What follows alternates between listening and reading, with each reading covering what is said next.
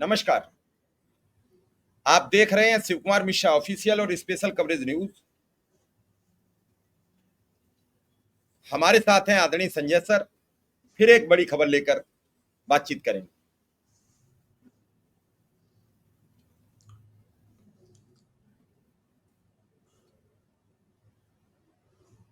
देश में आज एक बड़ी खबर की चर्चा शुरू हुई।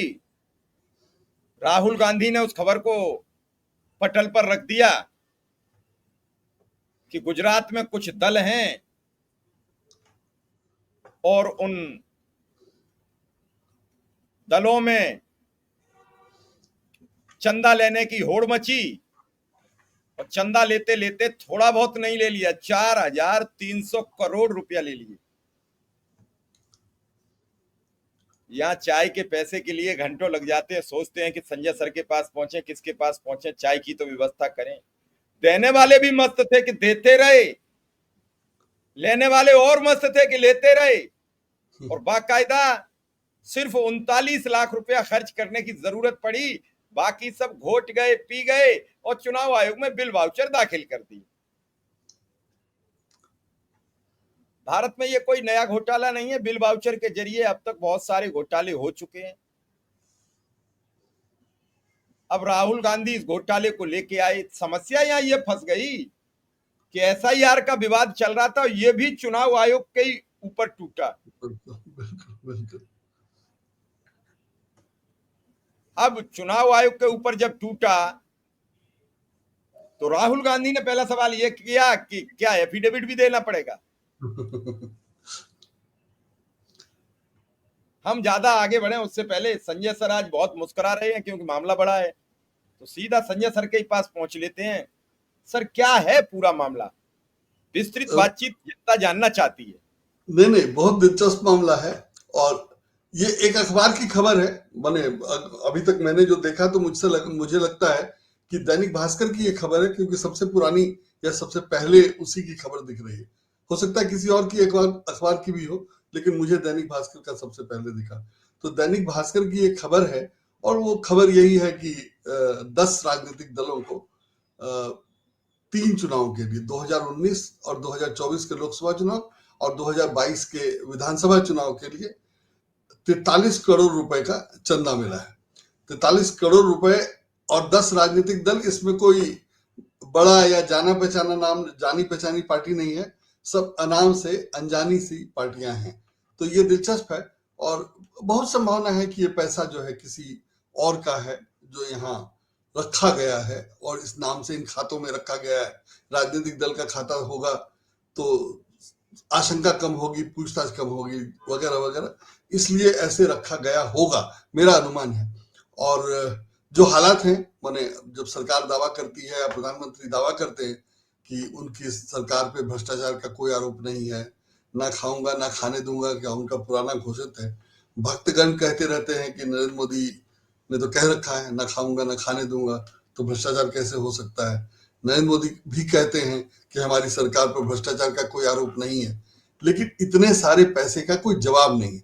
दूसरी तरफ लाख 2 लाख 10 20 50 लाख के लिए पता नहीं ईडी कितने लोगों को परेशान कर रही है, कितने छापे डाल रही है, और जितना पैसा बरामद होता है उससे ज्यादा खर्च ईडी के छापों में पड़ रहा होगा। और ऐसा कितना ही है। अभी मैंने कल के अखबारों में खबर छपी थी कि आम आदमी पार्टी के नेता सौरभ भारद्वाज के यहाँ ईडी का छापा पड़ा, लेकिन इन खबरों की या इन पैसों की सूचना ईडी को नहीं मिलती है, या यहाँ पीएमएलए की कोई शिकायत नहीं होती है, कोई आरोप नहीं होता है, कोई शंका नहीं होती है। 4300 करोड़ रुपए ऐसे ही नहीं आए होंगे। और जाहिर है अगर किसी राजनीतिक दल को किसी ने चंदा दिया है तो जाहिर है कि कमाया भी वैसे ही गया होगा। और अगर मेन लाइन पार्टी को होता तो हम मान लेते कि चलिए उसने पार्टी को चंदा दिया है, कुछ काम कराया होगा, कुछ चंदा दिया होगा। लेकिन ये तो सब पार्टियां ऐसी हैं जिनको कोई जानता नहीं है, तो ऐसी पार्टी को कोई चंदा क्यों देगा। तो जाहिर है कि ये चंदा नहीं है, ये किसी का पैसा इन पार्टी के नामों से है। हो सकता है वो पैसा उस पार्टी के कर्ता धर्ता का हो और उस पार्टी के कर्ता धर्ता किसी पार्टी के लिए काम करते हो, किसी पार्टी के दलाल हो, किसी पार्टी का काम करवाते हो, और वो कोई राजनीतिक दल ना हो, कोई व्यवसायी हो, व्यापारी हो, जिसके लिए काम करते हो, जिसका काम करवाते हैं और उसके कमीशन का पैसा हो। तो आप इंडिविजुअल अकाउंट में रखेंगे तो शक होगा, तो पॉलिटिकल पार्टी के अकाउंट में नहीं होगा। हालांकि जिस ढंग से ईडी जांच करती है विपक्षी नेताओं की, उस ढंग से तो कोई बात ही नहीं है। और जो सरकारी नियम सब है, एनजीओ के लिए इतने सख्त नियम बना दिए गए हैं कि उनके लिए पैसा इकट्ठा करना मुश्किल है, विदेशी चंदा लेना मुश्किल है। तो और भारत में तो आपको पैसे लेने का तो वही है कि आप 50,000 रुपए से अगर ऊपर बैंक में अकाउंट में जमा करने जाएंगे तो आपसे डिटेल मांगा जाएगा, पैन नंबर वगैरह। तो इन सब पार्टियों का कैसे हो रहा है पता नहीं, लेकिन पार्टी के नाम से था तो जाहिर है कि बैंक खाता होगा, पैन नंबर भी होगा, सब कुछ बना लिया गया होगा। लेकिन ये दिलचस्प है कि इन लोगों ने, इन 10 पार्टियों ने तीन चुनाव में कुल मिलाकर 43 उम्मीदवार उतारे हैं, और इन 43 उम्मीदवारों को सिर्फ 54,000 वोट मिले हैं। और मामला है 4300 करोड़ रुपए का, 4,300 करोड़ रुपए का। और इसमें दिलचस्प ये है कि चुनाव आयोग को जो इन लोगों ने विवरण दिया है इन 10 पार्टियों ने, तो इन 10 पार्टियों का चुनाव आयोग को दिए विवरण के मुताबिक 39 करोड़, 39 करोड़, माने 40 से 1 करोड़ कम और 39 से कुछ ज्यादा, 39 करोड़ 2 लाख रुपए खर्च हुए बताए हैं चुनाव आयोग को। और ऑडिट रिपोर्ट में इन्हीं पार्टियों ने बताया है कि इनका 3500 रुपए खर्च हो गया। मतलब 4300 करोड़ दान में मिला और 3500 करोड़ खर्च हो गया, तो 800 इन 10 पार्टियों के पास बचा हुआ है। तो ये सब घपला तो दिखाई दे रहा है जो अखबार की खबर में है। और उसमें जहां तक राहुल गांधी का नाम है, तो राहुल गांधी ने ये कहा है कि अखबार में खबर छपी है, उसकी जांच चुनाव आयोग करेगा या उसके लिए भी शपथ पत्र मांगेगा। और बाद में मैं देख रहा हूं कि सभी अखबारों में या टीवी चैनल में उसके बाद जब ये खबर आ रही है, तो ये खबर है कि राहुल गांधी ने आरोप लगाया कि गुजरात में 4300 करोड़ रुपए पकड़े हैं वगैरह वगैरह। तो राहुल गांधी ने कोई आरोप नहीं लगाया है। और चूंकि राहुल गांधी को ऑलरेडी डिस्क्रेडिट करने की कोशिश की जा रही है कि ये संजय कुमार वाले मामले पर, या उनका सारा डाटा उसी के, संजय कुमार के ही उस पे था, और संजय कुमार ने माफी मांग लिया, संजय कुमार ने कह दिया कि उनका डाटा गलत था, तो राहुल गांधी का भी डाटा गलत है। तो राहुल गांधी को पहले डिस्क्रेडिट करने की कोशिश की गई, और अब ये जो खबर दैनिक भास्कर की है या किसी मीडिया संस्थान की है या किसी अखबार की है, उस पर तो किसी ने, अखबारों ने उसकी कोई चर्चा नहीं की, और सिर्फ उस दैनिक भास्कर में छपा रहता है तो बहुत लोगों को पता नहीं चलता। तो राहुल गांधी ने जब उसकी चर्चा कर दी, तब मजबूरी हो गई लोगों को उसको छापने की या उसकी चर्चा करने की। तो उसकी चर्चा हो रही है, और उसमें ये कहा जा रहा है कि राहुल गांधी ने आरोप लगाया है कि 10 पार्टियों को, गुजरात की 10 पार्टियों को 4300 करोड़ मिला, ताकि मोदी जी फिर कहने लगे कि, या मोदी जी के भक्त लोग ये कहने लगे कि राहुल गांधी ऐसे ही आरोप लगा रहे हैं, गुजरात के बारे में आ गए, पहले चुनाव आयोग को बदनाम किया, अब गुजरात को बदनाम कर रहे हैं, गुजरात की पार्टियों को बदनाम कर रहे हैं वगैरह। तो जैसे मीडिया अपना काम करता है वो अपने ढंग से काम कर रहा है, लेकिन राहुल गांधी इन सब आरोपों, चिंताओं से परे अपना काम कर रहे हैं, और रोज जो है कुछ ना कुछ नया ले आ रहे हैं। ये बढ़िया है। तो देखा जाए क्या होता है इसमें आगे, लेकिन अभी तो ये दिलचस्प लग रहा है।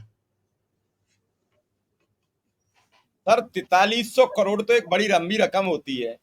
बहुत। अभी पटना में कुछ पैसे पकड़े गए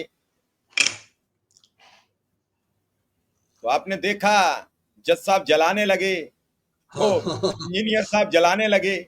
4300 करोड़ यानी 4,300 करोड़। सर छोटा मोटा बड़ा सा एक छोटा हाथी भर जाएगा, उसमें भी नहीं आएंगे। जसवंत वर्मा के घर इतने पैसे, मैंने कुछ ही करोड़ होंगे।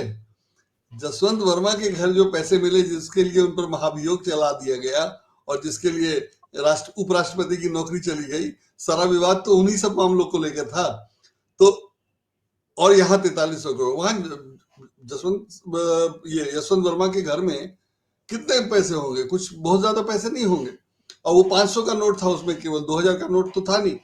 तो 500 के नोट में एक बंडल 50,000 का, 1 लाख, ये 10 का मान लीजिए कि 10 का बंडल हुआ 50,000, तो 5 लाख रुपए का एक ईंट के बराबर होगा।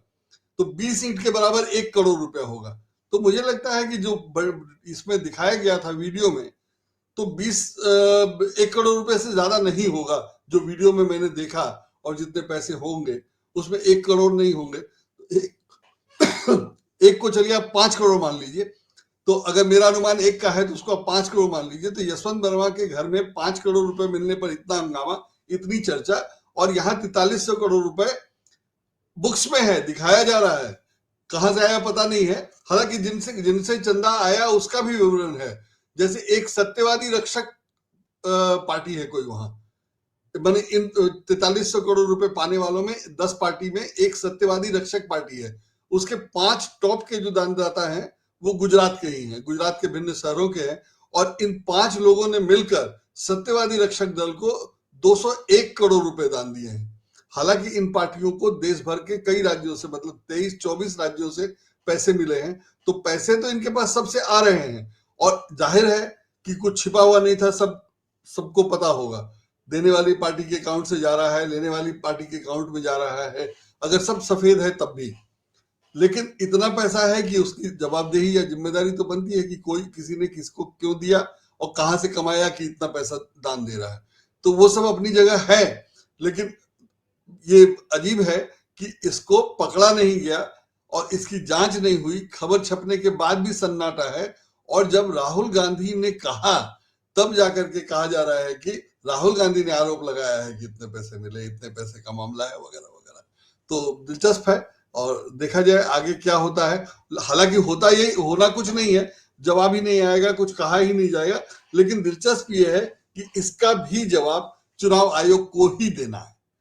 चुनाव आयोग जैसे उसमें फंसा है एसआईआर में, और एसआईआर में तमाम मामले हैं। जैसे एसआईआर में ने कह दिया कि 0 मकान नंबर उनका होता है जिनका मकान नहीं होता है, और तमाम भक्त लोग कह रहे हैं कि तो जवाब दे दिया, तो स्पष्टीकरण आ गया, तो उसमें तो कुछ है नहीं। लेकिन 0 मकान नंबर कैसे हो सकता है किसी का, 0 क्यों लिखा जाएगा आखिर, और 0 अगर लिखा जाएगा तो आधार में किसी का 0 क्यों नहीं है? आधार में भी 0 होना चाहिए। तो आधार में 0 अगर नहीं है तो वही चुनाव आयोग भी क्यों नहीं लिखता है? और चुनाव आयोग जब ज्यादा गड़बड़ दिख रहा है खुद ही, तो चुनाव आयोग कह रहा है कि आधार वाला विश्वसनीय नहीं। आधार में मकान नंबर 0 नहीं लिखा गया है, और लिखा गया है कि फलानी दुकान के पास, फलानी मकान के नीचे, फलाने पेड़ के नीचे, फलाने मंदिर के पीछे, तो वो ज्यादा सही है। अगर मकान नंबर नहीं होता है तो यही लिखा जाएगा कि फलाने मकान के पीछे, फलाने मंदिर के पीछे, वगैरह वगैरह। और ये पटना में भी एक बहुत है, ऐसे बहुत सारे पते पटना में भी हैं। तो और यही हम लोग जानते हैं, यही पता इस्तेमाल करते रहे, यही बताते थे। अब तो गूगल मैप के बाद उसकी जरूरत नहीं है, और अब पता तो अलग तरीके से लिखा जाने वाला है। कुछ दिनों में वो बदल ही जाएगा, वैसे अलग पता लिखा जाएगा, गूगल लोकेशन वगैरह दिया जाएगा। लेकिन उसमें 0 लिखना तो बिल्कुल ही प्राचीन काल की बात है, और तब की बात है जब कंप्यूटर नहीं आया होगा, तब की बात है। तो अब उसमें 0 लिख रहा है चुनाव आयोग, और चुनाव आयोग के साथ ये भी है कि कटिहार का कोई एक घर है जो 20 साल से बंद है, उसका फोटो है, पता चला वहां 200 से ज्यादा वोटर है। तो एसआईआर का मामला तो विचित्र चल ही रहा है। चुनाव आयोग जो बचाव कर रहा है उसमें कोई दम नहीं है, भले भक्त लोगों को उस पर यकीन हो। और उसके बाद अब ये गुजरात का मामला चला आया जो 2019 के चुनाव से चल रहा है। दिलचस्प ये है कि 2019 से चला आ रहा है, मतलब 5-6 साल हो गए। 4300 करोड़ रुपए अभी है, तो 10-20-50-100 करोड़ तो तब भी होंगे।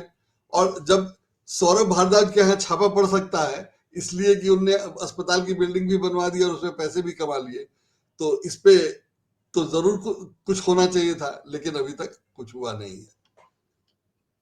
लेकिन हाँ सर, माहौल ऐसा बन गया है, जब आपने आज खबर सुन ली होगी, हाँ बिहार में एक मंत्री जी घेर लिए, पब्लिक ने 1.5 हाँ किलोमीटर दौड़ाए हैं। हाँ एक मंत्री को ये कहना पड़ा कि इन पर मुकदमा लिखवा दो, इन्हें बाद में देख लेंगे। बिहार का बात बता रहे। बिल्कुल बिल्कुल। एक मंत्री सड़क पर रौंद लिए, उनका नाम मंगल पांडे है। हाँ हाँ ये सब होने के बाद भी चुनाव जीत जाते हैं, और पता लगता है कि ये मुझे समझ में नहीं आई। थोड़े मेरे ज्ञान चक्षु खोल दो कि बस इतना वही है। विरोध है, जमीन पर जा नहीं सकते, और ईवीएम में भर भर झुआ वोट मिलते हैं, वो कहां से आते हैं? बस वही 5 बजे के बाद सब खटखट खटखट खटखट दबा दिए जाते हैं, और पता नहीं खटखट दबाए भी जाते हैं या कोई और तरीका है, लेकिन सब 5 बजे के बाद ही पढ़ते हैं, और जो कई बार में बढ़ते हैं। और जब गिनती विनती हो जाती है, लोग हिसाब कर लेते हैं कि कितने वोट पड़े, कितने इनको पड़े होंगे, कितने उनको पड़े होंगे, और तब जितनी जरूरत होती है उतनी अपनी प्रिय पार्टी को दे दिया जाता है। और ये सब निश्चित रूप से होता है, इसमें अब कोई शक नहीं है। और वही मैंने, राहुल गांधी बार बार कह रहे हैं, कई बार कहा उन्होंने कि कॉन्फिडेंस बढ़ता गया, कॉन्फिडेंस बढ़ता गया, क्योंकि हर बार कामयाब होते रहे, हर चुनाव में कामयाब होते रहे। कोई शक नहीं कर रहा था, या जो शक कर रहा था वो बोल नहीं रहा था, या बोल रहा था तो बात वहां तक पहुंच नहीं रही थी। तो बाकी लोगों को लग रहा था कि सब ठीक ठाक चल रहा है, और हम जो है और कर सकते हैं, और कर सकते हैं, और वो करते गए। तो महाराष्ट्र में पकड़े गए कि भाई आबादी से ज्यादा आपको वोटर ही हो गए, तो पकड़े गए। तो वैसे ही ये गड़बड़ इनका तो यही है कि वोटर लिस्ट में फर्जी नाम इसीलिए हैं कि वो भाई अगर जो नाम है उनका तो आपको जस्टिफिकेशन देना पड़ेगा ना, कि वो आके वोट डाले, टिक निशान सब लगाना पड़ेगा। जो जो नाम ही जो पता है कि फर्जी है, ये वोटर आने ही नहीं है, तो आपको पता है आपने लिस्ट उठाई और 1 से लेके 100 तक का नंबर डाल दिया, सबको एक वोट दे दिया, एक पार्टी को वोट देते गए सबका। तो इस तरह से गड़बड़ किया जाता है। और ये एक खबर है, हाँ ये एक बिल्कुल। खबर है चुनाव आयोग पर फिर बरसे राहुल गांधी। हाँ जैसा मैंने कहा आपसे और कि 4300 करोड़ की बात को ले गए पीछे ताकि जनता पे ध्यान न जाए। हाँ। गुजरात में अज्ञात पार्टियों को मिले 4300 करोड़ के चंदे पर उठाया सवाल। ये नहीं कहा कि चंदा मिला है, सब तय भी हो गया किस किस दल को मिला है, इसी खबर में है हाँ अंदर सब कुछ।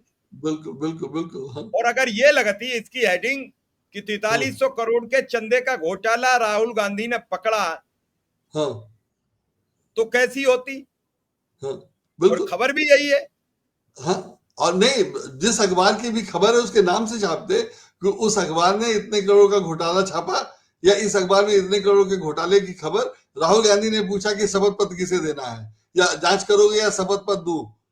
तो ये सब करके नहीं, इन्होंने कहा राहुल गांधी फिर बरसे चुनाव आयोग पर। तो चुनाव आयोग पे बरसे इसलिए कि आपके पास कुछ नहीं।